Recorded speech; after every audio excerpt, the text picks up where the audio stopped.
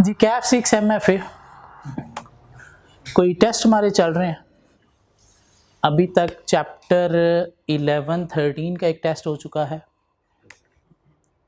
11 और 13 का एक टेस्ट हो चुका है, चैप्टर 12 का एक टेस्ट हो चुका है, चैप्टर 14 का एक टेस्ट हो चुका है, चैप्टर 17 का एक टेस्ट हो चुका है और हमारा नेक्स्ट टेस्ट जो है वो चैप्टर 16 और 9 का है। क्या ख्याल है? तो यूँ ये एक ग्रिड हमारी कवर होती नज़र आ रही है। उससे नेक्स्ट टेस्ट हमारा बजटिंग चैप्टर 15 का है। तो यहाँ तक कि ये ग्रिड जो है हमारी कवर हो जाएगी 11 to 17। क्या ख्याल है? पीछे हमारे पास ग्रिड बच गई chapter 1 to chapter 10। Chapter 1 to chapter 10। Chapter 1 to 9 हमने कॉन्सेप्चुअली प्रैक्टिस वाइज सारा कवर किया हुआ है। कॉन्सेप्चुअली भी कवर किया हुआ है, प्रैक्टिस वाइज भी कवर किया हुआ है। अब हमने क्या करना है, हर चैप्टर को खोलना है, देखना है कि उसके अंदर और छोटी छोटी क्या डेफिनेशंस हैं वो कवर करनी है, साथ ये चैप्टर हमने रिवाइज करने हैं। ठीक हो गया? और इसकी बेस पर क्या होगा, इस वीक के अंदर हमारे टेस्ट होंगे। मीन्स एक वीक के अंदर हम पिछले 10 चैप्टर जो हैं चैप्टर 1 to 10 वो रिवाइज भी करेंगे। चैप्टर 10 भी आपके लिए ज़ीरो नहीं है। चैप्टर 10 आपके लिए ज़ीरो नहीं है। Mean, median, mod, normal distribution, क्या ख्याल है, काई स्क्वायर, ये चीज़ें आप लोगों ने पढ़ी हुई हैं। मीन 80% वो चीज़ें आपको आती हैं। जस्ट हमने यहाँ पे क्या करना है, उनको रिवाइज करना है और एक डिफरेंट एंगल से चीज़ों को थोड़ा सा और देखना है। ठीक हो गया? दिस मीन चैप्टर 1 to 10 जो है वो जस्ट रिवीजन है, ज़ीरो उसमें से कुछ नहीं है। तो इस वीक के अंदर हम क्या करेंगे, चैप्टर 1 to 10 को डेली बेसिस पे यहाँ पे कवर क्या करेंगे। मीन जो स्टैट का चैप्टर 10 है वो हमारा डेली बेसिस पे साथ साथ पोर्शन चलता रहेगा। क्या ख्याल है? मीन उसका एक एक लेक्चर चलता रहेगा, 4-5 लेक्चर में हम वो कवर करेंगे। बाकी पीछे से चैप्टर 1 to 9 है, बेसिकली वो 9 चैप्टर नहीं है, वो 8 चैप्टर हैं। उनमें चैप्टर 6 जो है वो क्या है, जस्ट क्वेश्चंस है। चैप्टर 6 कोई चैप्टर नहीं है, उसके अंदर क्या है, प्रैक्टिस क्वेश्चंस हैं। कौन से हैं? जो ऑलरेडी मैनेजरियल एनालिसिस के अंदर हम कवर कर चुके हैं। ठीक हो गया? तो 1 to 10 ज़ीरो कुछ नहीं है, जस्ट हमने रिवाइज करना है इस वीक के अंदर। इस वीक में हमारा टारगेट है कि हमने चैप्टर 1 to 10 पढ़ना भी है, रिवाइज भी करना है, कवर भी करना है और साथ डेली बेसिस पे उसके चैप्टर वाइज टेस्ट देके इस वीक में हमने वो 10 चैप्टर कवर करने हैं। क्या ख्याल है? और यूँ MFA जो है इस एक वीक के बाद हमारी पकड़ में आ जाएगा। दिस मीन ये वीक आपको पूरा का पूरा MFA पे डेडिकेट करना पड़ेगा। कितने घंटे? 12 से 15 घंटे डेली बेसिस पे MFA पढ़ना पड़ेगा। और इस वीक के बाद MFA पकड़ में है, उसके बाद फिर बाकी सब्जेक्ट्स को देखना अब क्या करना है।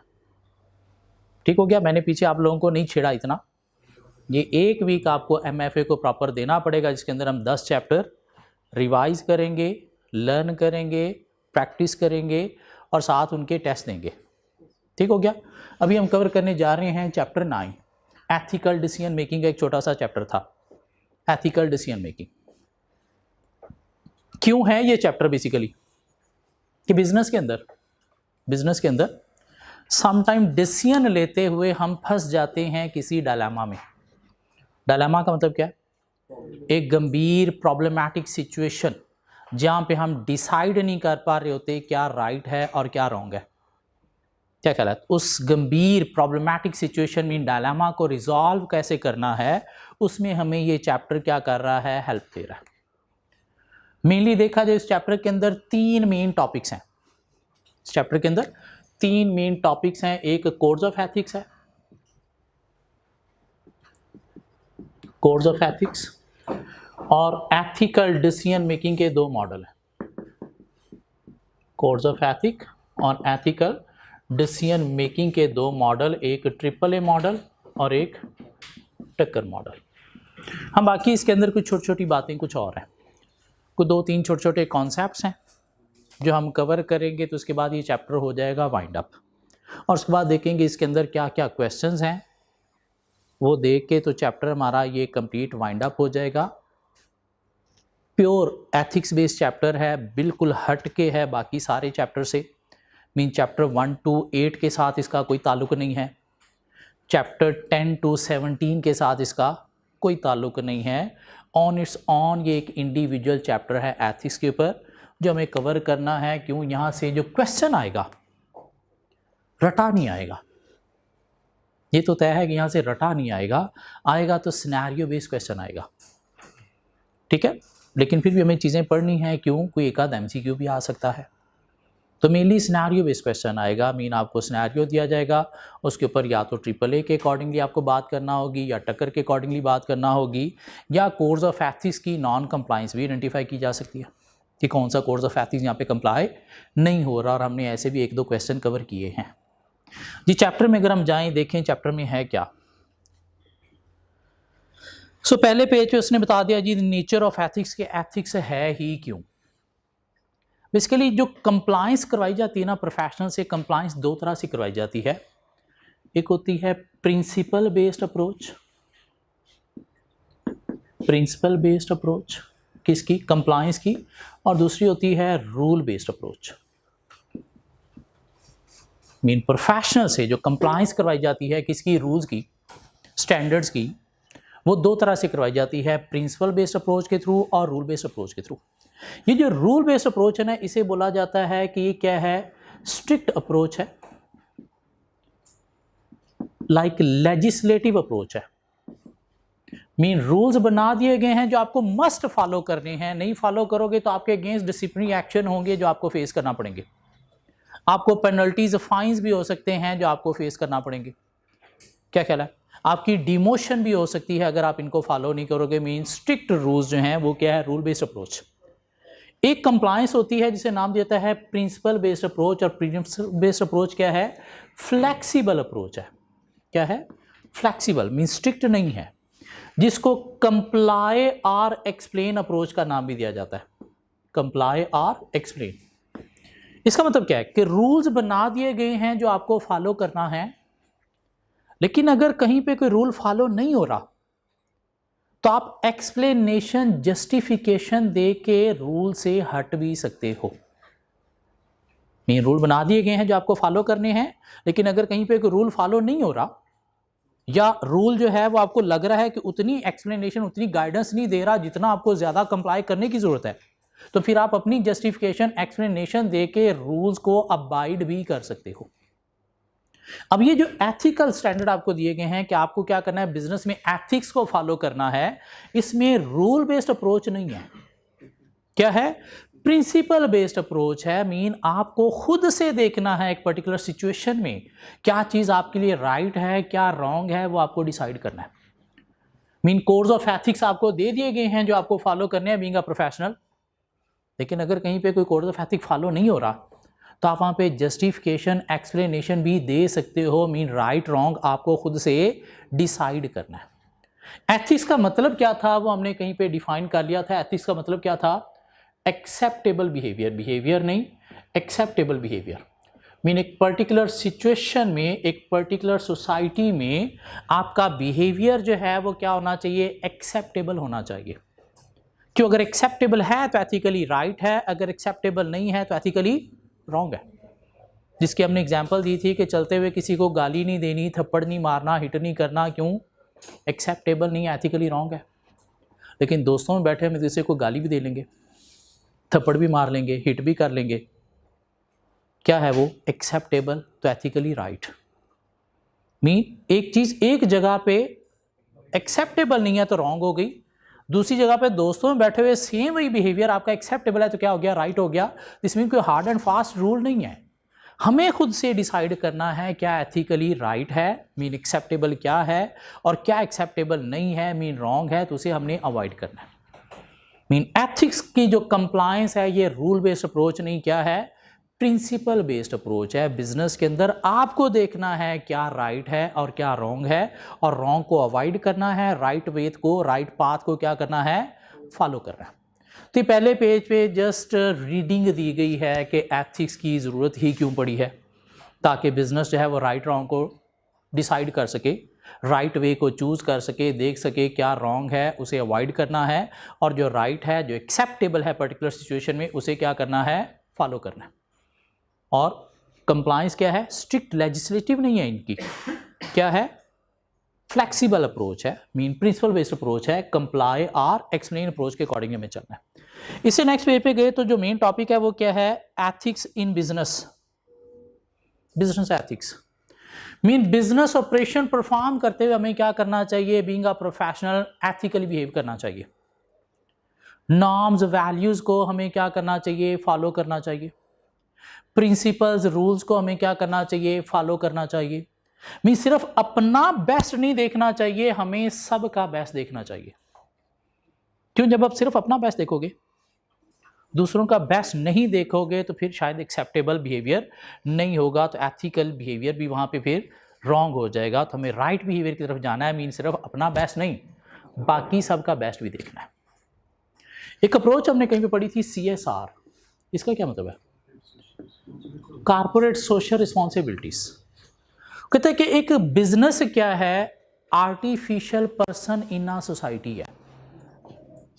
क्या कहला, पढ़ा था हमने, सेपरेट लीगल एंटिटी कॉन्सेप्ट, क्या कहला है, कंपनी एक क्या है, separate legal entity like artificial person in a society. ये बिजनेस किससे चल रहा है, सोसाइटी से चल रहा है। बिजनेस किससे चल रहा है, सोसाइटी से चल रहा है। आपके एम्प्लॉयज कहाँ से हैं, सोसाइटी से। आपके कस्टमर कहाँ से हैं, सोसाइटी से। आपके इन्वेस्टर कहाँ से हैं, सोसाइटी से। तो एक बिजनेस को क्या करना चाहिए, सिर्फ अपना प्रॉफिट प्रॉफिट प्रॉफिट नहीं, सोसाइटी का बेस्ट भी कंसीडर करना चाहिए।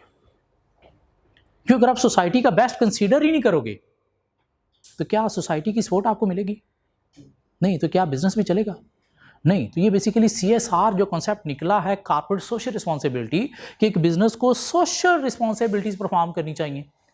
सोशल रिस्पॉन्सिबिलिटी का मतलब क्या है, सोसाइटी का ख्याल करना चाहिए। सोसाइटी में कौन आते हैं, स्टेक होल्डर्स, तो स्टेक होल्डर का ख्याल करना चाहिए।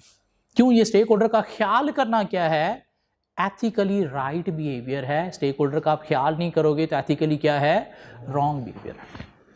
तो एक बिजनेस को क्या करना चाहिए, एथिकली बिहेव करना चाहिए। और एथिक्स इन बिजनेस में आपने क्या करना है, अपने स्टेक होल्डर का ख्याल करना है। लाइक वाइल मेकिंग डिसीजन आपको क्या करना है, स्टेक होल्डर के साथ रिलेशन कैसे मेंटेन करने हैं उसका ख्याल करना है।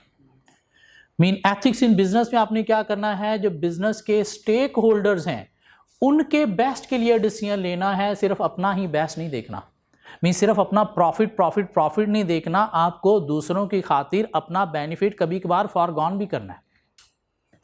क्यों फॉरगॉन करना है, ताकि उनका भी बेस्ट देखा जा सके, उनकी सपोर्ट को मेंटेन रखा जा सके। अब बिजनेस में एथिक्स को परफॉर्म करते हुए आपने स्टेक होल्डर का ख्याल करना है। कौन से स्टेक होल्डर का ख्याल करना है, अपने इंप्लॉइज का ख्याल करना है। इंप्लॉइज को एथिकली मीन राइट वे में ट्रीट करना है, उनको अच्छी वर्किंग कंडीशन प्रोवाइड करनी है। डर्टी वर्किंग कंडीशन में काम करवाना एथिकली राइट नहीं है।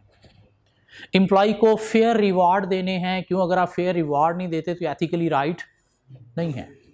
इंप्लॉय के जो अदर राइट्स हैं वो भी आपको प्रोवाइड करना है, लाइक कोई पेंशन है, लाइक कोई इंक्रीमेंट है, लाइक कोई हॉलीडेज एंटाइटलमेंट है, तो ये भी आपको प्रोवाइड करना है। क्यों, ये क्या है, एथिकली राइट बिहेवियर।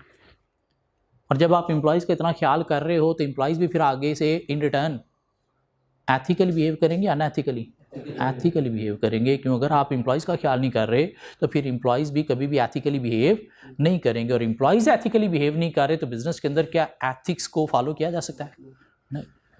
इसलिए आपको क्या करना है, रिलेशनशिप विद स्टेक होल्डर को फोकस करना है बिजनेस में एथिक्स को इंप्लीमेंट करने के लिए।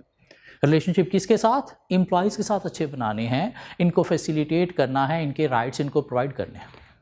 इसके अलावा आपको क्या करना है, एथिक्स इन बिजनेस में स्टेक होल्डर का ख्याल करना है। किस स्टेक होल्डर का ख्याल करना है, अपने इन्वेस्टर्स का ख्याल करना है। इन्वेस्टर्स क्या चाहते हैं, हाई रिटर्न, लेकिन सिर्फ हाई रिटर्न नहीं। कुछ इन्वेस्टर ऐसा बिजनेस जो अनएथिकल एक्टिविटीज में इन्वॉल्व हो उनको सपोर्ट नहीं करते, वहां से अपना पैसा निकाल के ले जाते हैं। क्यों, बेशक प्रॉफिट ज़्यादा मिल रहा है लेकिन बिजनेस अनएथिकल एक्टिविटीज़ में इन्वॉल्व है, दिस मीन ये मेरा पैसा कभी भी डूब सकता है। इसलिए आपको क्या करना है, इन्वेस्टर के पॉइंट से भी एथिकल इन बिजनेस को फॉलो करना है। मीन क्या करना है, आपको फेयर प्रॉफिट कमाने हैं, अपनी एक्टिविटीज़ जो हैं वो आपकी क्या होनी चाहिए, सब स्टेक होल्डर के पॉइंट ऑफ व्यू से फेयर होनी चाहिए। अनएथिकल प्रैक्टिसेस को क्या करना है, अवॉइड करना है। अनएथिकल प्रैक्टिसेस क्या हो सकती हैं, करप्शन हो सकती है, एनिमल राइट्स की वायलेशन हो सकती है, क्या ख्याल है, मनी लॉन्ड्रिंग हो सकती है, कोई इलीगल एक्टिविटीज़ हो सकती हैं जो आपको अवॉइड करनी है ताकि इनके साथ भी आपके अच्छे रिलेशन मेंटेन रहें और ये भी आपको एथिकल वे में ही बिहेव करें, क्यों आप एथिकली परफॉर्म कर रहे हो। क्या ख्याल है। तो इन्वेस्टर के पॉइंट ऑफ व्यू से भी आपको क्या करना है, एथिक्स इन बिजनेस को फॉलो करना है। इसके अलावा एथिक्स इन बिजनेस को आपको फॉलो करना है अपने कस्टमर के पॉइंट ऑफ व्यू से भी। कस्टमर्स के साथ एथिकली कैसे बिहेव किया जा सकता है, अच्छी प्रोडक्ट्स, हाई क्वालिटी प्रोडक्ट्स देके, लो प्राइस प्रोडक्ट्स देके, प्रोडक्ट्स के अंदर इनोवेशन ला के, कस्टमर सर्विसेज जो है वो अपनी बेटर और इम्प्रूव करके। क्यों, कस्टमर आपसे एक्सपेक्ट करता है ये, अगर आप अनएथिकल एक्टिविटीज़ में इन्वॉल्व हो तो आपका कस्टमर आपको सपोर्ट नहीं करेगा और कस्टमर की सपोर्ट से आपका बिजनेस है, और अगर उनकी सपोर्ट बंद हो गई तो बिजनेस आपका ख़त्म हो जाएगा। सो बिजनेस के अंदर एथिक्स को फॉलो करना है एम्प्लॉयज़ की सपोर्ट मेंटेन रखने के लिए भी, ताकि वो भी एक्सेप्टेबल बिहेवियर शो करें, इन्वेस्टर की सपोर्ट मेंटेन रखने के लिए भी और कस्टमर की सपोर्ट मेंटेन करने के लिए भी, और इनके पॉइंट ऑफ व्यू से देखना है कि ये चाहते क्या है बिजनेस से, वो आपको क्या करना है, प्रोवाइड करना है, फॉलो करना है। इसके अलावा आपने जो है वो शेयर होल्डर के पॉइंट ऑफ व्यू से भी जो है वो क्या करना है, कंपनी के प्रॉफिट को मेंटेन रखने के लिए एथिकली बिहेव करना है। क्योंकि अगर आप अनएथिकल एक्टिविटीज में इन्वॉल्व हो गए तो अल्टीमेटली आपका प्रॉफिट अफेक्ट होगा, इनकी सपोर्ट बंद हो जाएगी, इनकी सपोर्ट बंद हो जाएगी। क्या ख्याल है। ये इन्वेस्टर सिर्फ और सिर्फ शेयर होल्डर नहीं, डेट होल्डर भी हो सकते हैं। और अगर आप अनएथिकल एक्टिविटीज़ में इन्वॉल्व हो तो क्या बैंक आपको लोन देगा, नहीं, तो उस सूरत में आपको इन्वेस्टर लोन की अमाउंट सूरत में भी नहीं मिलेगा, तो उससे भी क्या होगा, आपका प्रॉफिट अफेक्ट होगा। क्यों, अनएथिकल एक्टिविटीज़ में अगर आप जाते हो तो उससे रेप्यूट अफेक्ट होती है, रेप्यूट इफेक्ट होने से ये पीछे हटता है, ये पीछे हटता है, ये पीछे हटता है, तो उससे भी आपकी profitability mean share holder effect होगा। बिजनेस में एथिक्स में आपको फोकस करना है सप्लायर रिलेशन को भी। सप्लायर को कैसे एथिकली ट्रीट किया जा सकता है, ऑन टाइम पेमेंट्स करके, ऑन टाइम पेमेंट्स करके, और साथ जो उससे आप बाइंग कर रहे हो उसे कंटिन्यू रख के। जो अगर आप बाइंग कंटिन्यू नहीं रखते, कम कर देते, तो उससे उसका बिजनेस अफेक्ट होगा। क्या ख्याल है। और उसे फेयरली ट्रीट करके, फेयर ट्रीटमेंट क्या है कि वो आपको सपोर्ट कर रहा है, आपको सप्लाईज दे रहा है और धार पे दे रहा है। और अगर आपको कोई और सप्लायर कहता है हमसे ये चीज़ इतने में ले ले और आप मुंह उठा के उधर चले गए, तो क्या ऐसे फेयरली ट्रीट किया, नहीं। तो इसके साथ एटलीस्ट एक दफ़ा डिस्कस करना है, हो सकता है ये वो चीज़ आपको उतने में दे दे, या जाने से पहले एटलीस्ट इसे इन्फॉर्म करना है ताकि अपना कोई सर्वाइवल या अल्टरनेटिव अरेंजमेंट दे सके। अगर आप मुंह उठा के उधर चले गए तो एथिकल बिहेवियर नहीं है। क्यों, वो आपको सपोर्ट कर रहा है तो आपको उसे सपोर्ट करना है। एक को आपने छोड़ दिया तो उसे हो सकता है बाकी सप्लायर आपको छोड़ देंगे। क्यों, आप तो सप्लायर को फेयरली ट्रीट ही नहीं कर रहे।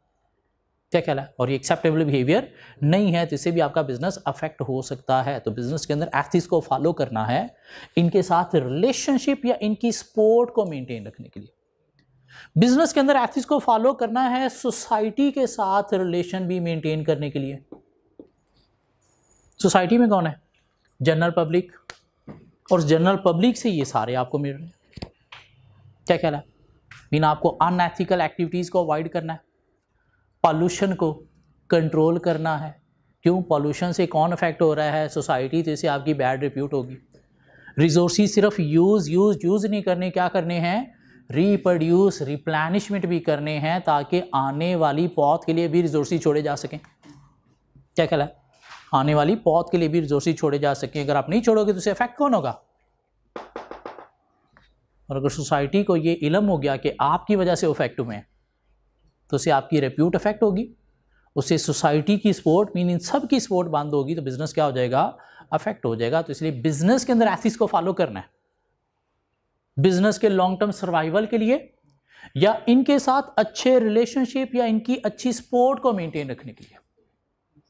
तो बिजनेस एथिक्स में किन स्टेक होल्डर का ख्याल करना है, कोई स्टेक होल्डर हम बता सकते हैं। एम्प्लॉय की सपोर्ट को मेंटेन रखने के लिए, इन्वेस्टर्स की, कस्टमर्स की, शेयर होल्डर प्रॉफिट के पॉइंट ऑफ व्यू से, सप्लायर की या फिर सोसाइटी की। तो एक छोटा सा टॉपिक जो है ये दिया गया है यहाँ पे, इसके ऊपर कुछ शॉर्ट नोट्स मैं आपको प्रोवाइड कर दूंगा। ठीक हो गया। उसके बाद आगे गए तो आगे हमें जी मिल गया क्या, codes of ethics. 5 codes of ethics जो बीइंग अ प्रोफेशनल हमें फॉलो करने हैं। कौन से कोड्स ऑफ एथिक्स? हमारी बॉडी जिसके हम मेंबर बनने जा रहे हैं, आई कैप उसने डिफाइन किए हैं कि आपको क्या करना है being a I cap member, mean professional accountant, auditor, आपको ये 5 कोड्स ऑफ एथिक्स को फॉलो करना है। इंटेग्रिटी मीन कि एक प्रोफेशनल को ऑनेस्ट होना चाहिए, स्ट्रेट फॉरवर्ड होना चाहिए, मिसलीडिंग या फॉल्स इंफॉर्मेशन रिपोर्ट्स प्रोवाइड करने में इन्वॉल्व नहीं होना चाहिए। मीन आपका बॉस आपको कहता है कि आप ये रॉन्ग रिपोर्टिंग करो, तो क्या आपको करनी चाहिए? नहीं करनी चाहिए, अवॉइड करना चाहिए। मिसलीडिंग रिपोर्ट्स के साथ अपने आप को एसोसिएट जो है वो नहीं करना चाहिए। फॉल्स इंफॉर्मेशन प्रोवाइड करने में अपने आप को एसोसिएट नहीं करना चाहिए। मीन सच्ची बातें करनी चाहिए, झूठी बातों को अवॉइड करना चाहिए। इंटेग्रिटी मेनली क्या कह रहा है कि सच्चा रहना चाहिए, झूठा नहीं होना चाहिए, स्ट्रेट फॉरवर्ड होना चाहिए, बातें घुमा फिरा के नहीं करनी चाहिए। ऑब्जेक्टिविटी, कि आपके काम का जो मेन ऑब्जेक्टिव है वो कंप्रोमाइज नहीं होना चाहिए। आपके काम का जो मेन ऑब्जेक्टिव है वो कंप्रोमाइज नहीं होना चाहिए। किसकी वजह से? अपने किसी पर्सनल बेनिफिट की वजह से, मीन कॉन्फ्लिक्ट ऑफ इंटरेस्ट की वजह से, या इन्फ्लुएंस ऑफ अदर की वजह से। आपको बायस होना चाहिए, अनबायस होना चाहिए? अनबायस होना चाहिए। पर्सनलाइजेशन, मन मर्जियाँ उसके अंदर नहीं होनी चाहिए कि पर्सनल बेनिफिट या किसी और पार्टी का बेनिफिट उसके अंदर इन्वॉल्व नहीं होना चाहिए। अगर कोई प्रेशर है तो आपको क्या करना है, वो प्रेशर रिजॉल्व करना है, अदरवाइज वो काम को छोड़ देना है। क्यों? प्रेशर के अंदर, कन्फ्लिक्ट के अंदर वो काम करोगे तो ऑब्जेक्टिव मीट नहीं होगा, तो एथिकल बिहेवियर भी नहीं होगा।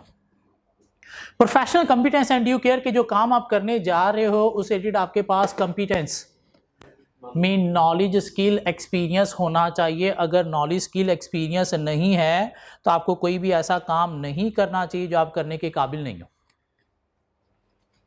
क्यों? क्या करोगे? गंद गोलोगे। क्या ख्याल है? गंद गोलोगे, और ये एथिकल बिहेवियर, एक्सेप्टेबल बिहेवियर नहीं है।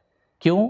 अगर आप किसी से कोई काम करवा रहे हो और आप चाहते हो कोई एक्सपर्ट वे में परफॉर्म करे, तो आपको भी करके देना चाहिए। मीन जो भी काम करना है विद ड्यू केयर परफॉर्म करना है, मीन डिलीजेंटली परफॉर्म करना है, एक्सपर्टीज के साथ परफॉर्म करना है। और बीइंग अ प्रोफेशनल आपके पास कंपिटेंस होनी चाहिए। एक दफ़ा ले ली तो इतना इनफ नहीं है, उसे आगे रेगुलर बेसिस पे अपग्रेड भी करना है, मेंटेन भी करना है। कैसे मेंटेन करना है? Through CPD। CPD stands for continuing development, mean अपने नॉलेज को रिफ्रेश करना। कैसे रिफ्रेश करना? कोई कोचिंग क्लासेस अटेंड करके, कोई सेमिनार्स अटेंड करके, स्टैंडर्ड में जो नई नई एडवांस में नई नई चेंजेस आ रही हैं उसका नॉलेज लेके। और वो नॉलेज लेना क्या है? CPD अरेंजमेंट्स है जो नॉर्मली ऑर्गेनाइजेशन अपने प्रोफेशनल एम्प्लॉयज़ की अरेंज भी करती हैं। Confidentiality mean during relation, business relation या क्लाइंट रिलेशन, आपको अगर कोई सीक्रेट्स मिलते हैं अपने किसी क्लाइंट के, तो उन्हें आपने अपने किसी पर्सनल बेनिफिट या किसी और पार्टी के बेनिफिट के लिए यूज डिस्क्लोज नहीं करना। एक कंपनी में आप जॉब कर रहे हो, कंपनी आप छोड़ के चले गए, उसके बिजनेस सीक्रेट्स जाके उधर बताए, तो ये कॉन्फिडेंशियलिटी प्रिंसिपल को मीट नहीं कर रहा। सोशल गैदरिंग के अंदर अपने क्लाइंट के या अपने ही बिजनेस के कॉन्फिडेंशियल मैटर्स जो है वो जाके डिस्कस करना इस प्रिंसिपल को मीट नहीं कर रहा, तो कॉन्फिडेंशियलिटी की ब्रीच को अवॉइड करना है। Mean business secrets, confidential information को हमने क्या करना है? सीक्रेट ही रखना है, अपने किसी पर्सनल बेनिफिट या किसी और पार्टी के बेनिफिट के लिए यूज डिस्क्लोज नहीं करना। लेकिन यहाँ पे कुछ एक्सेप्शंस आ जाती हैं। कुछ जगहों पे हम कॉन्फिडेंशियल इंफॉर्मेशन डिस्क्लोज कर सकते हैं। कहाँ पे डिस्क्लोज कर सकते हैं? जहाँ पे क्लाइंट परमिशन दे दे कि भाई तू कर दे, कोई मसला नहीं बनता। जहाँ पे डिस्क्लोज करना लॉ रिक्वायर कर रहा है, लाइक मनी लॉन्ड्रिंग लॉ कहता है कि अगर ड्यूरिंग वर्क अकाउंटेंसी या ऑडिट आपको कहीं पे मनी लॉन्ड्रिंग नज़र आती है तो आपने लीगल बॉडी लाइक FIA या NAB को रिपोर्ट करना है। तो लीगल ड्यूटी आपने रिपोर्ट करना है। जहाँ पे कोर्ट रिक्वायर कर रहा है, कोर्ट आपसे कोई भी इंफॉर्मेशन मांग रहा है किसी बिजनेस के बारे में जहाँ पे आप एसोसिएटेड हो, तो कोड को हम डिनाई नहीं कर सकते। जहां पे डिस्क्लोज करना प्रोफेशनल इंटरेस्ट में हो, किस इंटरेस्ट में हो? प्रोफेशनल इंटरेस्ट में हो। लाइक ड्यूरिंग ऑडिट आप कोई काम करते हो और अपने वर्किंग पेपर प्रिपेयर करते हो, तो आई कैप कहता है अपने वर्किंग पेपर मुझे सबमिट कराओ, मैं चेक करूंगा आपने क्वालिटी वर्क परफॉर्म किया या नहीं किया। अब उसके दौरान क्लाइंट के सारे बिजनेस सीक्रेट्स भी उसके अंदर सारे लिखे हुए हैं कि आपने क्या क्या चीज़ें चेक की, क्या क्या उनके रिजल्ट्स निकले। तो ये प्रोफेशनल इंटरेस्ट में है, क्वालिटी कंट्रोल पर्पज़ के लिए आप डिस्क्लोज कर सकते हो। या डिस्क्लोज करना पब्लिक इंटरेस्ट में है। पब्लिक इंटरेस्ट क्या था? Whistle blowing. क्या पढ़ा था हमने? विसल ब्लोइंग के ड्यूरिंग वर्क हमें जो है वो पता चला कि हमारा कोई क्लाइंट या कंपनी जिसमें हम जॉब कर रहे हैं वो पब्लिक इंटरेस्ट के अगेंस्ट एक्ट कर रहे हैं। कोई लॉ नहीं बना हुआ, लेकिन हमें पता चल गया कि पब्लिक इंटरेस्ट के अगेंस्ट एक्ट हो रहा है, तो हमारी प्रोफेशनल ड्यूटी बनती है कि हमें क्या करना है, उसे हाईलाइट करना है, मीन किसी बॉडी को रिपोर्ट करना है। एथिकल ड्यूटी, एक्सेप्टेबल बिहेवियर है ये। से 5 कोड्स ऑफ एथिक्स के बारे में हमें कोई 2-2 लाइनें लिखनी आनी चाहिए। इस चैप्टर में जो स्ट्रेट फॉरवर्ड कोई चीज़ पूछी जा सकती है तो शायद ये पूछी जा सकती है, कोई से 2-3 कोड्स के उसने नाम दे दिए और कहा इसको डिस्क्राइब करें, या 5 नंबर का क्वेश्चन दे दिया कि आप क्या करें, कोड्स ऑफ एथिक्स जो है वो एक्सप्लेन करें। तो कोई 2-2 लाइनों में हमें बताना आना चाहिए, अदरवाइज इस चैप्टर के अंदर और कोई चीज़ स्ट्रेट फॉरवर्ड टेस्ट नहीं हो सकती। जिससे आगे अगर हम चलें कोड्स ऑफ एथिक्स को छोड़ के, इनकी डिटेल आ गई 5 की, और उससे आगे चलें तो शायद हमारे पास 2 मॉडल आ जाएंगे, AAA मॉडल और टकर मॉडल। कब यूज़ होने हैं ये मॉडल? कि जब हमारे पास काफ़ी सारी ऑप्शंस हों, हम डिसाइड ना कर पा रहे हों कौन सी ऑप्शन राइट है और कौन सी रॉन्ग है। हमें या तो सारी रॉन्ग लग रही हैं या सारी राइट लग रही हैं, तो फिर हमने जो डिसीजन लेना है कि कौन सी ऑप्शन राइट है, वो हम डिसीजन लेंगे AAA मॉडल के थ्रू। AAA मॉडल के थ्रू, जिसमें हम क्या करते हैं कि 7 क्वेश्चंस के थ्रू रिजॉल्व करते हैं इशू को। 7 क्वेश्चंस के थ्रू इशू को रिजॉल्व करेंगे। क्या हैं वो 7 क्वेश्चंस?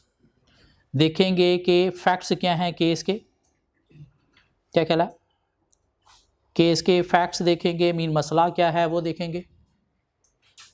उसके बाद उसमें एथिकल इश्यूज क्या हैं वो हम देखेंगे। उसके बाद norms, principles, values relating to the case क्या है वो देखेंगे।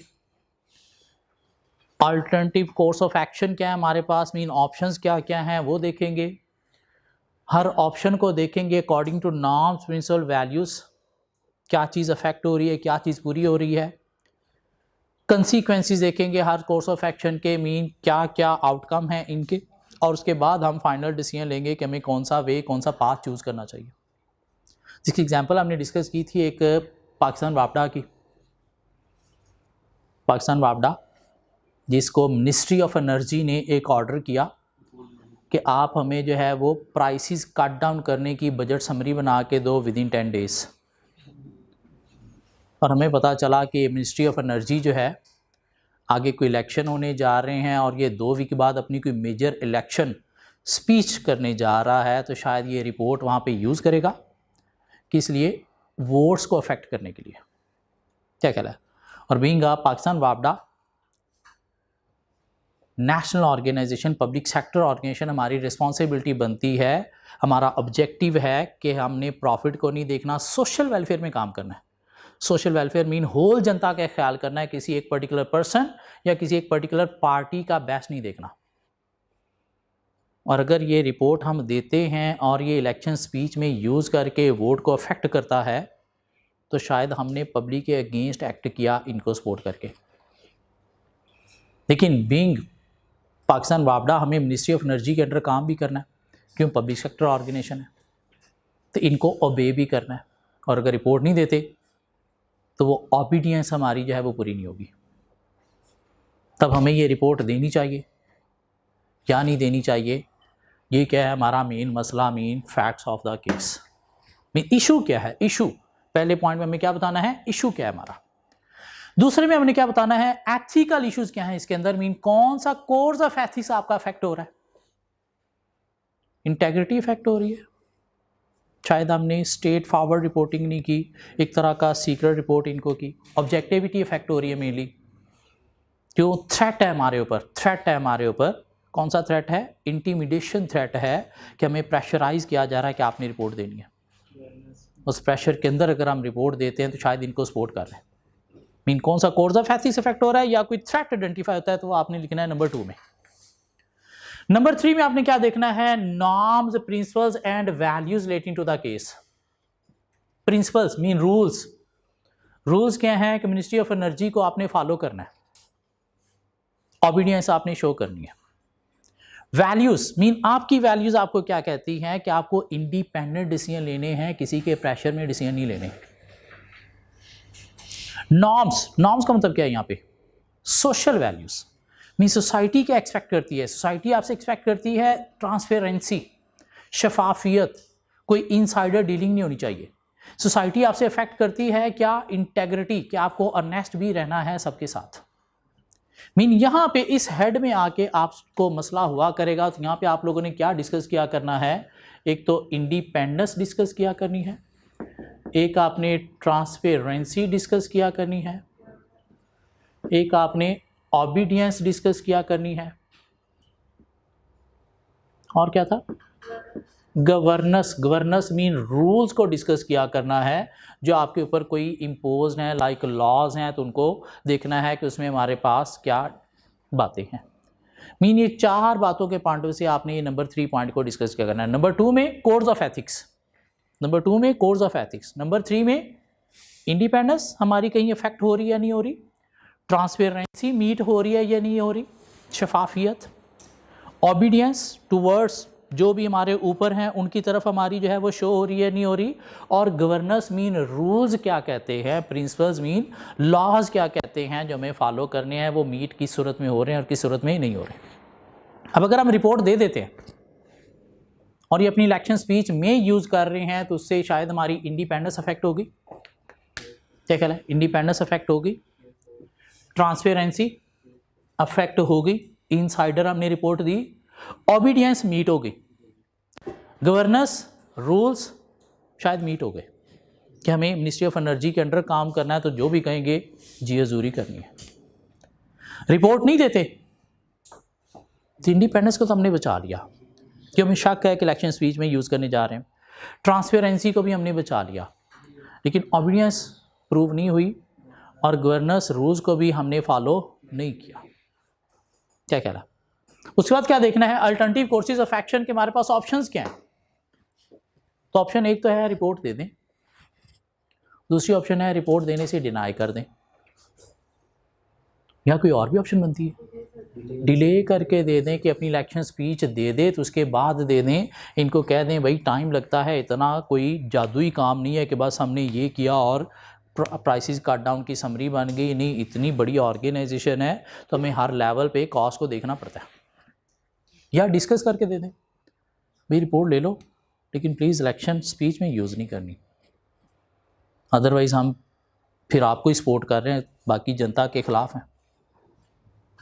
क्या ख्याल है? तो ये 4 ऑप्शन है। Best course of action according to norms, principle and values, तो रिपोर्ट देने से ये 2 चीज़ें इफेक्ट होती हैं, ये मीट होती है। रिपोर्ट ना देने से ये अफेक्ट हो जाती हैं, डिस्कस करके देने से चारों मीट हो जाती हैं, डिले करके देने से चारों मीट हो जाती हैं। कोर्स ऑफ एक्शन के आउटकम्स क्या होंगे? रिपोर्ट दे देते हैं, इन्होंने इलेक्शन स्पीच में यूज़ कर ली, नेक्स्ट गवर्नमेंट अपोजिशन पार्टी की आ गई तो हमारे अगेंस्ट एक्शन हमें फेस करना पड़ेंगे। रिपोर्ट नहीं देते, सेम पार्टी नेक्स्ट गवर्नमेंट में आ गई तो हमें एक्शन इनकी तरफ से फेस करना पड़ेंगे। क्या ख्याल है? रिपोर्ट डिस्कस करके देते हैं तो हो सकता है एग्री कर ले लेकिन बाद में यूज़ कर ले तो हम कुछ नहीं कर सकेंगे। डिले करके देते हैं, यह सब कुछ मीट हो जाता है। So what is the decision?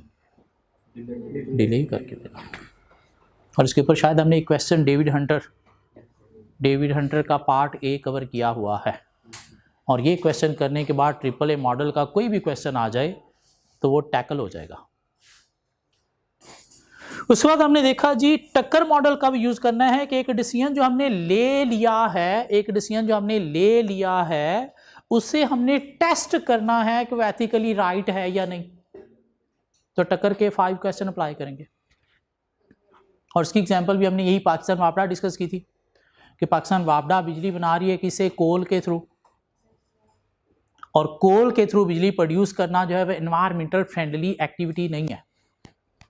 Other way हैं जिनके through environmental friendly electricity produce की जा सकती है और वो कोल की निस्बत चीप भी हैं, लाइक विंड पावर जनरेशन है, लेकिन ये कोल के थ्रू ही प्रोडक्शन कर रहे हैं। क्या ख्याल है?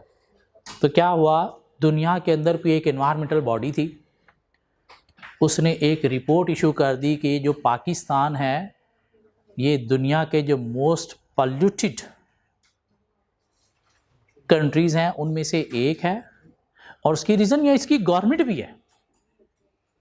कैसे गवर्नमेंट है कि देखें, गवर्नमेंट के अंदर इतनी बड़ी ऑर्गेनाइजेशन पाकिस्तान वापडा चल रही है और ये प्रोडक्शन कर रहे हैं कोल के through rather than other environmental friendly operations, और कोल के थ्रू प्रोडक्शन कर रहे हैं। उसकी वजह से क्या हो रहा है, पॉल्यूशन फैल रही है, जिसकी वजह है पाकिस्तान के अंदर जो है वो बीमारियां बहुत ज़्यादा हैं, और जहाँ जहाँ पे इनके कोल पावर प्लांट लगे हुए हैं वहाँ की नेशन तो बहुत बुरी तरह से तबाह हो रही है। ये रिपोर्ट आने की देर थी कि लोगों को पुराने गुस्से थे वापडा के ऊपर, लोड शेडिंग के, बिजली के बिलों के। लोगों ने क्या किया, डंडे उठाए, टायर जलाने के लिए उठाए, और इकट्ठे होके वापडा की तरफ चल पड़े और जाके तोड़फोड़ स्टार्ट कर दी। द्वाडी डैश, तुम लोग हमें तबाह कर रहे हो, हमें एक तो लोड शेडिंग भी दो, दूसरा तुम लोग रेट भी ज़्यादा चार्ज करो, हमारी हेल्थ के साथ भी इफेक्ट कर रहे हो, हमारी जानों के साथ खेल रहे हो तुम लोग, हमें तुम लोगों ने गुमराह रखा हुआ है। यहाँ पे अदर वे हैं जहाँ से इन्वायरमेंटल फ्रेंडली भी प्रोड्यूस हो सकती है और सस्ती भी प्रोड्यूस हो सकती है, तुम लोग जानबूझ के ये हरकतें कर रहे हो। जाके तोड़फोड़ स्टार्ट कर दी। पाकिस्तान वापडा ने क्या किया, सिक्योरिटीज़ कंपनीज़ को अरेंज कर लिया, पैसे दे के सिक्योरिटी कंपनी से ये मोटे मोटे ताज़े डंडा बरदार फौजें मंगवा ली कि जो प्रोटेस्टर आगे आए टांगे तोड़ दो, बाजू तोड़ दो, कोई आगे ना आने जाए, एक दो को लहूलुहान करोगे तो रुक जाएंगे। मीडिया के अंदर डिस्कशन स्टार्ट होगी, शाम को ये जो मुर्गे लड़ रहे होते हैं तो आज मुर्गों की बजाय इस चीज़ के ऊपर बहस स्टार्ट होगी कि पाकिस्तान वापडा का ये जो लोगों को इंजर्ड करने वाला डिसीजन है सिक्योरिटी अरेंजमेंट का, ये ठीक नहीं है। तो आपको कहा गया कि आप पढ़े लिखे आदमी हो, आपने एथिक्स पढ़े हुए हैं, आप बताएं पाकिस्तान वापडा का ये डिसीजन एथिकली राइट है या नहीं है। उन्होंने कॉल आपको मिला ली कि आपने MFA में बिजनेस एथिक्स पढ़े हैं, तो आप बताएंगे, तो आप बताएंगे 5 क्वेश्चंस के अकॉर्डिंगली पाकिस्तान वापडा का क्या ये डिसीजन प्रॉफिटेबल है, यस है, क्यों इतनी जो तोड़ फोड़ हो रही है, नुकसान ज़्यादा हो रहा है, तो सिक्योरिटी कंपनी को अगर पे करके थोड़ा आप ज़्यादा नुकसान बचा रहे तो प्रॉफिटेबल है, लीगल है, यस लीगल है, अपनी प्रॉपर्टी को प्रोटेक्ट करने का सबको लीगल राइट है। ये प्रोटेस्टर्स क्या कर रहे हैं, पाकिस्तान वापडा की प्रॉपर्टी आके तोड़ फोड़ कर रहे हैं, तो अगर आपने सिक्योरिटी अरेंजमेंट की है तो ठीक है, लीगल है। फिर बात बस फंसती है कहाँ पे, इसमें फेयर और राइट में। तो फेयर में हमने देखना है स्टेक होल्डर्स के पॉइंट ऑफ व्यू से, सारे स्टेक होल्डर्स के पॉइंट ऑफ व्यू से। उसमें स्टेक होल्डर आप देखें, पाकिस्तान वापडा की मैनेजमेंट, उसके शेयर होल्डर्स तो खैर गवर्नमेंट है, उसके एम्प्लॉयज़ के पॉइंट ऑफ व्यू से फेयर है। प्रोटेस्टर्स के पॉइंट ऑफ व्यू से फेयर नहीं है। क्यों? वो प्रोटेस्ट कर रहे हैं तो वाकई ही किसी कॉज के अगेंस्ट कर रहे हैं, आप गलत काम कर रहे थे तो प्रोटेस्ट कर रहे हैं, लेकिन कर क्या रहे हैं, प्रोटेस्टर्स आके तोड़फोड़ कर रहे हैं जिससे इलेक्ट्रिसिटी की supply to whole nation affect हो सकती है। तो इलेक्ट्रिसिटी की सप्लाई टू होल नेशन को मैनेज करने के लिए इन्होंने जो सिक्योरिटी अरेंजमेंट की हैं, तो मोर स्टेक होल्डर के पॉइंट ऑफ व्यू से देखा जाए, मोर स्टेक होल्डर के पॉइंट से देखा जाए तो फेयर है। हाँ, प्रोटेस्टर्स के पॉइंट ऑफ व्यू से फेयर नहीं है। राइट में हमने क्या देखना है कि इसमें ह्यूमैनिटी, मोरालिटी मीन एथिकली ये बात ठीक है या नहीं है, इसमें एक्सेप्टेबल बिहेवियर है या नहीं है। तो ह्यूमैनिटी, मोरालिटी के ये अगेंस्ट है कि आप इंजर कर रहे हो। अदर भी वे हैं इनको रोकने के, कोई फेंसिस लगा लो, कोई और रुकावटें डाल के आप रोक लो। इंजर करना ये ह्यूमैनिटी, मोरालिटी को मीन एथिक्स के पॉइंट ऑफ व्यू से ठीक नहीं है। सो प्रॉफिटेबल है, लीगल है, फेयर प्रोटेस्टर्स के पॉइंट ऑफ व्यू से नहीं, होल नेशन के पॉइंट ऑफ व्यू से मीन ऑन लार्जर स्केल देखा जाए तो है, राइट नहीं है। सस्टेनेबल, एनवायरमेंटल फ्रेंडली में आपने क्या देखना है कि कहीं कोई एनवायरमेंट के अगेंस्ट तो नहीं है। अब उसमें एनवायरमेंट में आप पॉल्यूशन का एलिमेंट भी देख सकते हो, इंडस्ट्री एनवायरमेंट को भी देखा जा सकता है कि इंडस्ट्री एनवायरमेंट को स्टेबल करने वाला ये डिसीजन है या नहीं है। तो एनवायरमेंट, पॉल्यूशन के पॉइंट ऑफ व्यू से भी आपका डिसीजन ठीक नहीं है, क्या ख्याल है। और दूसरा स्टेबिलिटी के पॉइंट ऑफ व्यू से, सोसाइटी के अंदर स्टेबिलिटी के पॉइंट ऑफ व्यू से भी ये डिसीजन ठीक नहीं है। क्यों? अगर आप जो है इतने हैवी सिक्योरिटी अरेंजमेंट करके इंजर कर रहे हो तो आगे से भी एग्रेशन बढ़ने से उससे क्या होंगे, हालात और ज़्यादा बिगड़ जाएंगे, क्या ख्याल है। एनवायरमेंटल फ्रेंडली ये तब होता अगर आप उनके साथ डायलॉग में जाते, उनको अपनी प्रॉब्लम एक्सप्लेन करते कि आप क्यों ये कर रहे हो, शायद विंड पावर जनरेशन के लिए कोई हैवी इन्वेस्टमेंट चाहिए जो भी आप करने की पोजीशन में नहीं हो, इसलिए अभी आपकी मजबूरी है कि आपको कोल के थ्रू ही प्रोडक्शन करना पड़ रही है। और अपने फ्यूचर प्लान आप डिस्कस करते कि आप फ्यूचर में इन चीज़ों को कैसे इंप्रूव करने जा रहे हो, तो फिर शायद एनवायरमेंटल फ्रेंडली होता, क्या ख्याल है। अभी ये एनवायरमेंटल फ्रेंडली नहीं है तो एथिकली राइट नहीं है। क्यों? 2 पॉइंट नहीं मीट कर रहा, कोई एक भी मीट नहीं कर रहा, तो एथिकली राइट डिसीजन नहीं होगा। और इनके ऊपर हमने अच्छे खासे क्वेश्चन जो हैं वो कवर कर लिए हैं, AAA के भी और टक्कर के भी, AAA के भी और टक्कर के भी। जिसके बाद अगर हम वापस जाएं, AAA, टक्कर और जितने भी हमने क्वेश्चन किए हैं सारे के सारे बुक के अंदर हैं, बस ये एक लास्ट टॉपिक इसमें और है और उसके बाद ये चैप्टर हमारी तरफ से ख़त्म है। एक छोटा सा टॉपिक है वैल्यू जजमेंट। वैल्यू जजमेंट का मतलब क्या है कि बिजनेस में एथिकल डिसीजन मेकिंग के पॉइंट ऑफ व्यू से मीन राइट रॉन्ग डिसाइड करते हुए क्या करना है, बीइंग अ प्रोफेशनल आपको अपनी जजमेंट यूज करनी है। क्या यूज करनी है? जजमेंट। जजमेंट क्या होता है? पास्ट एक्सपीरियंस, नॉलेज और एक्सपीरियंस को जजमेंट का नाम दिया जाता है। अब वो जो वैल्यू जजमेंट है वो कम्बिनेशन है 2 चीज़ों का, एक एंड पॉइंट एथिक्स और दूसरा rule ethics. End point ethics और rule ethics. End point ethics क्या है कि आप एथिकल डिसीजन मेकिंग करते वक्त अपने डिसीजन के आउटकम को देखते हो। एंड पॉइंट एथिक्स क्या है? मीन आपके डिसीजन का एंड पॉइंट क्या है? आउटकम्स। तो आपको क्या देखना है? अपने डिसीजन के आउटकम्स को देखना है। और आउटकम्स 2 तरह से देखे जाते हैं। एंड पॉइंट्स का मतलब क्या है? आउटकम्स को देखना। और आउटकम्स 2 तरह से देखे जाते हैं। एक अप्रोच होती है ईगोइज्म अप्रोच और एक होती है utilitarianism approach. Utilitarianism approach, egoism approach and utilitarianism approach. Egoism approach क्या है? बेस्ट फॉर मी देखना। Best for me means self interest को देखना, अपने लिए बेस्ट देखना आउटकम को। ये क्या है? Egoism approach. यूटिलिटेरियनिज्म अप्रोच क्या है? बेस्ट फॉर सोसाइटी या best for most, best for society. अब वो कहता है जी वैल्यू जजमेंट में जब भी आपने एथिकली डिसीजन मेकिंग करनी है तो आपको एंड पॉइंट मीन जो आउटकम देखने हैं वो ईगोइज्म अप्रोच के थ्रू नहीं, utilitarianism approach mean best for most, best for society के पॉइंट से देखने हैं, फिर जाके आपका डिसीजन एथिकली राइट होगा। जैसे अभी पाकिस्तान वापडा वाले केस में हमने फेयर को देखा, प्रोटेस्टर्स के पॉइंट ऑफ व्यू से हैवी सिक्योरिटी अरेंजमेंट करना फेयर नहीं था, लेकिन होल सोसाइटी के पॉइंट ऑफ व्यू से फेयर था। तो बेस्ट फॉर सोसाइटी क्या है आपने ये देखना है। बेस्ट फॉर सोसाइटी देखना है, किसी एक पर्टिकुलर स्टेक होल्डर के पॉइंट से बेस्ट नहीं देखना। क्या ख्याल है? अगर प्रोटेस्टर्स के पॉइंट से देखा जाए तो फिर हम कहते हैं शायद फेयर भी मीट नहीं हो रहा, लेकिन नहीं, सोसाइटी के पॉइंट से कि सोसाइटी को इलेक्ट्रिसिटी की सप्लाई बंद हो जाएगी तो सोसाइटी के पॉइंट ऑफ से क्या था, यूटिलिटेरियनिज्म अप्रोच, और उसकी बेस पर वो डिसीजन पाकिस्तान वापडा का फेयर था। तो एथिकल डिसीजन मेकिंग में मीन राइट रॉन्ग कंसीडर करने में आपको क्या करना है, वैल्यू जजमेंट अप्लाई करनी है। और वैल्यू जजमेंट में आपको क्या करना है, दो चीजों को कंसीडर करना है, एक end point ethics. End point ethics क्या है, mean outcome of the decision. और आउटकम आपने क्या देखने हैं, इगोइज्म अप्रोच पे या यूटिलिटेरियनिज्म अप्रोच पे? Utilitarianism approach. और यूटिलिटेरियनिज्म अप्रोच है क्या, बेस्ट फॉर मोस्ट देखना, बेस्ट फॉर सोसाइटी को देखना, मीन पब्लिक इंटरेस्ट को देखना। पब्लिक इंटरेस्ट क्या है, बेस्ट फॉर सोसाइटी या बेस्ट फॉर मोस्ट। ठीक हो गया। दूसरी इसमें चीज आती है रूल एथिक्स।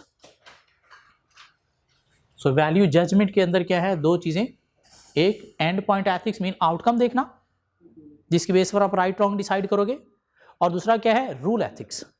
अब रूल एथिक्स क्या है, बीइंग अ प्रोफेशनल ऑर्गेनाइजेशन में काम करते हो, उस ऑर्गेनाइजेशन की भी कुछ एथिकल पॉलिसीज होती हैं। क्या होती हैं, organisation ethical policies procedures. Mean हर ऑर्गेनाइजेशन अपने एम्प्लॉयज़ के बिहेवियर को कंट्रोल करने के लिए कुछ एथिकल पॉलिसीज प्रोसीजर जो है वो डिफाइन करती है। लाइक जी आपको ऑन टाइम आना है तो एक थंब इम्प्रेशन देना है मशीन पे, जहाँ पे आने का टाइम जाने का टाइम मेंशन होगा, किस लिए, ताकि इनके बिहेवियर को कंट्रोल किया जा सके, ताकि ऑन टाइम आ जा सके। ठीक हो गया।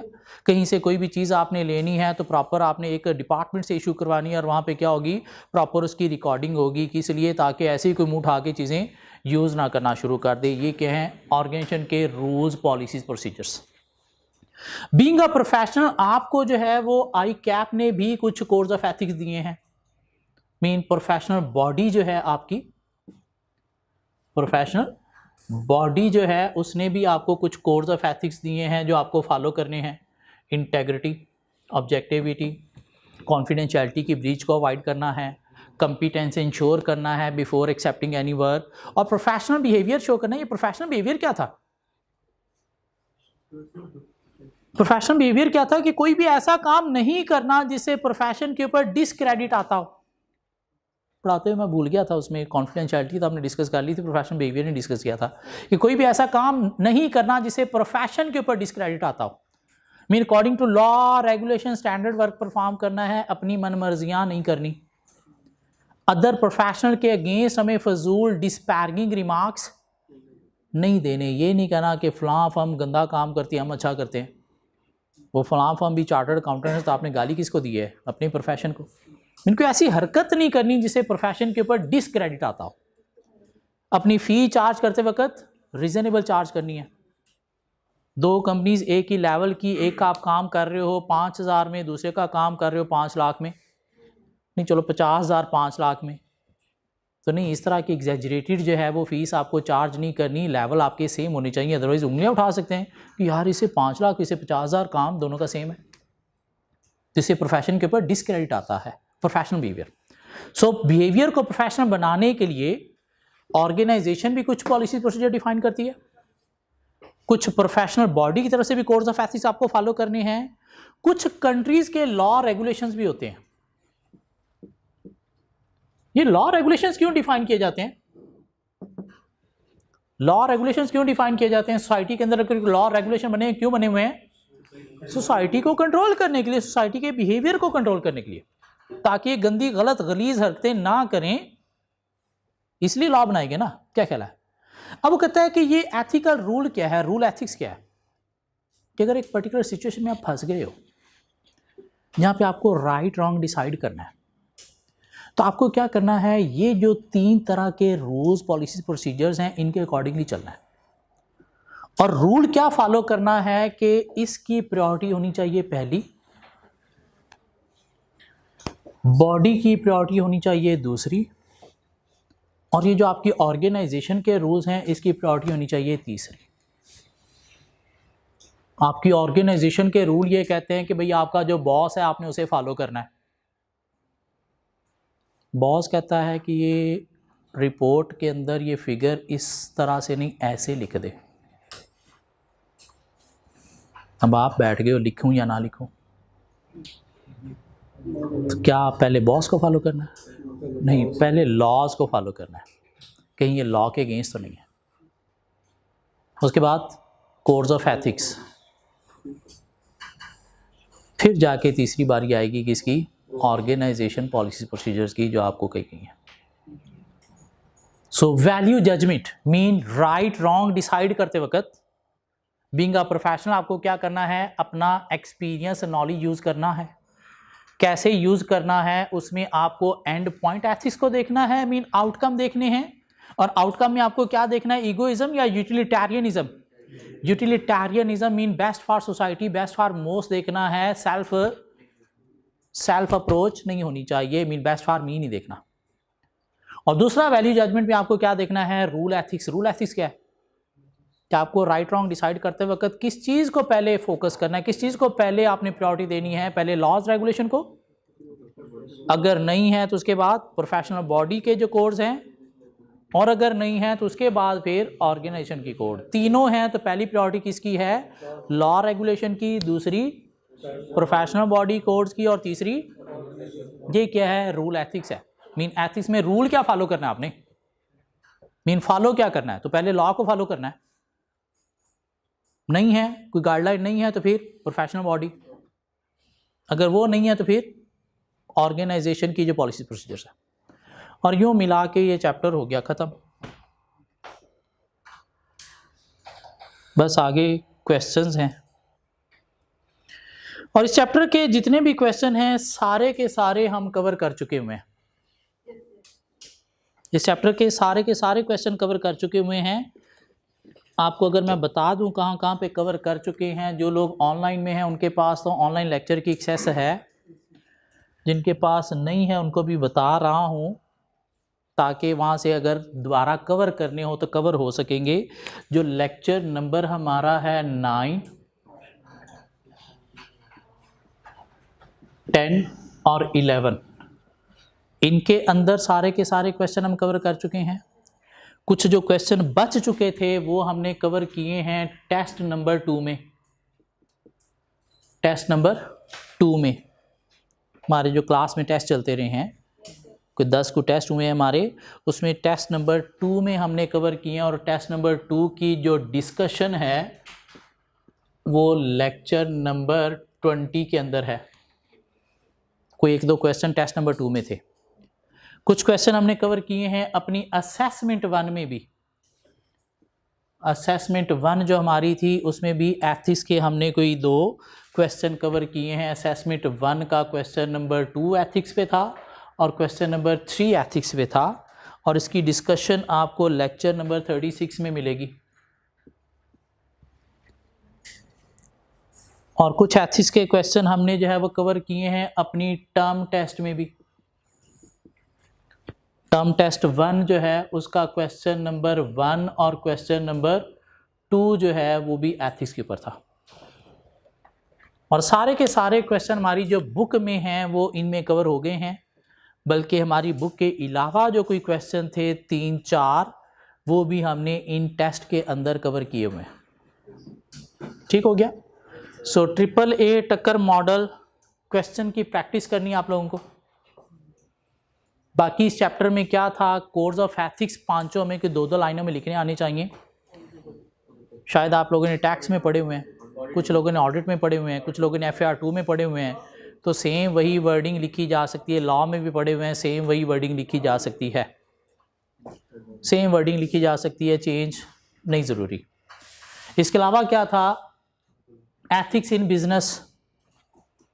एथिक्स इन बिजनेस किन स्टेक होल्डर के साथ रिलेशन को आपने फोकस करना है? Employees, investor, customer, share holder, supplier, society. इसके ऊपर शॉर्ट नोट्स आपको मिल जाएंगे।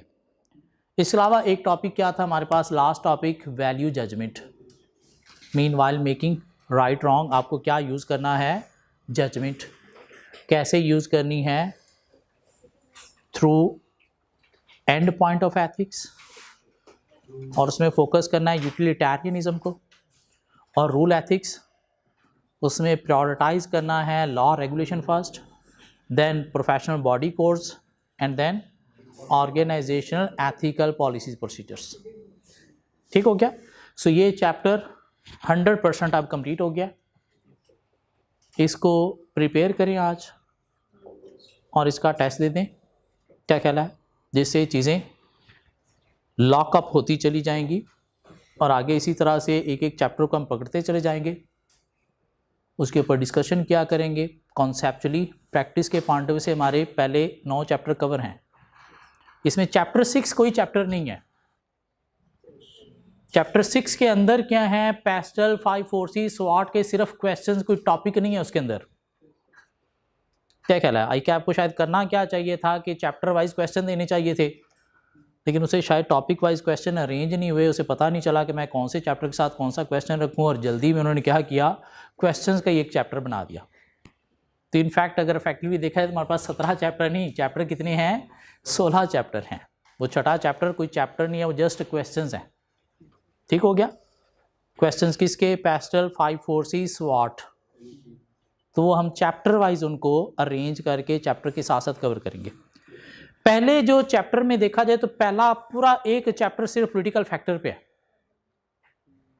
दूसरा चैप्टर पूरा का पूरा जो है वो इकोनॉमिक फैक्टर पे है। तीसरा चैप्टर पूरा का पूरा सोशल और लीगल फैक्टर पे है। और उसके बाद आगे हमारे पास टेक्नोलॉजिकल फैक्टर्स के ऊपर उसने 2 चैप्टर दे दिए। टेक्नोलॉजिकल फैक्टर के ऊपर 2 चैप्टर दे दिए, एक चैप्टर 4 और चैप्टर 5। चैप्टर 4 हमने कवर किया हुआ है। चैप्टर 5 के अंदर कुछ टॉपिक हैं 3-4 जो हमने कवर करने हैं, और उसके बाद चैप्टर 6 सिर्फ क्वेश्चंस हैं।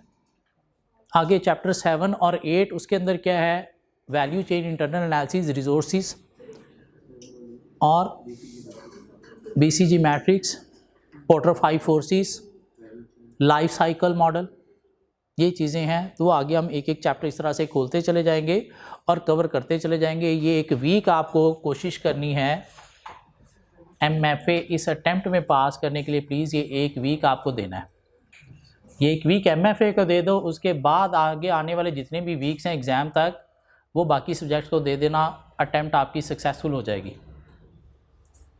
सो नेक्स्ट क्लास में मिलते हैं। नेक्स्ट क्लास में हमारी 2 क्लासेस चला करेंगी। एक में हमारा स्टैट का पोर्शन चल रहा होगा और दूसरी क्लास में यही इसी तरह से प्रीवियस हम एक एक चैप्टर जो है वो खोल के कवर किया करेंगे।